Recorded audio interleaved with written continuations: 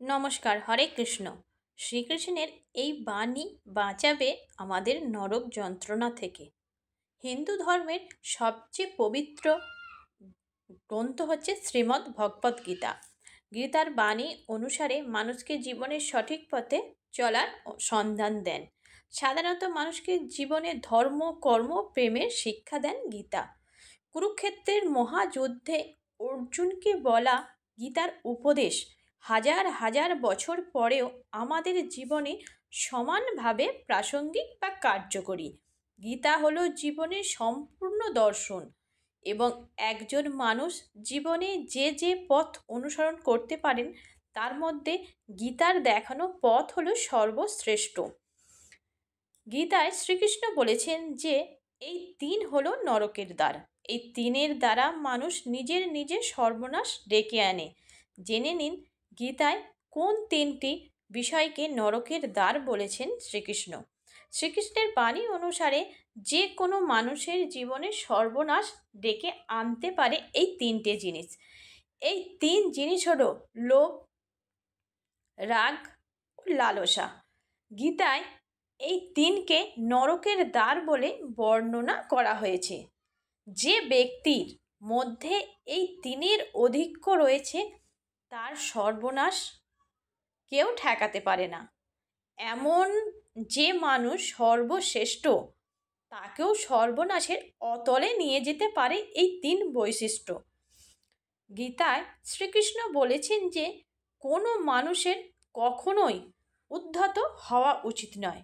অহংকারের বশে মানুষ অনেক সময় এমন কাজ করে ফেলে যা তার নিজের জন্যই সঠিক নয়। শেষ পর্যন্ত ওই অহংকার তার ধ্বংসের কারণ হয়। তাই আমাদের সবাইকে অহংকার ত্যাগ করার পরামর্শ দিয়েছেন ভগবান শ্রীকৃষ্ণ। শ্রীকৃষ্ণ গীতায় বলেছেন যে পরিবর্তনই এই জগতের নিত্য সত্য। শ্রীকৃষ্ণ বলেছেন যা ঘটেছে ভালোর জন্যই ঘটেছে, যা ঘটছে তা ভালোর জন্যই ঘটছে এবং যা ঘটবে তাও ভালোর জন্যই ঘটবে। তুমি কি হারিয়েছ যে তুমি কাঁদছ? তুমি কি এনেছিলে যা তুমি হারিয়েছ? তুমি কি তৈরি করেছিলে যা ধ্বংস হয়ে গিয়েছে? তুমি যা নিয়েছ এখান থেকে নিয়েছ, তুমি যা দিয়েছ এখান থেকেই দিয়েছ। যা আজ তোমার তা গতকাল অন্য কারো ছিল, আবার আগামীকাল অন্য কারো হয়ে যাবে। গীতা অনুসারে একজন মানুষের নিজের মনের ওপর সম্পূর্ণ নিয়ন্ত্রণ রাখা জরুরি। আমরা যদি নিজের মনকে নিয়ন্ত্রণে না রাখতে পারি তবে আমাদের শত্রু হিসাবে কাজ করবে। গীতায় শ্রীকৃষ্ণ আরও বলেছেন, না এই শরীর তোমার, না তুমি এই শরীরের। এই শরীর তো আগুন, জল, আকাশ, মাটি, বাতাস এই পঞ্চভূতে তৈরি। আবার মৃত্যুর পর এই পঞ্চভূতেই বিলীন হয়ে যাবে।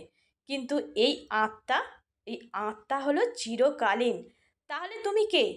হে মানুষ, তুমি ঈশ্বরের কাছে আত্মসমর্পণ করো। এটাই তোমার শ্রেষ্ঠ সহায়ক হবে। আর ঈশ্বর যে সহায়তা করে তা সব সময় সব রকম ভয়, উদ্বেগ, দুঃখের থেকে মুক্ত হয়। হরে কৃষ্ণ।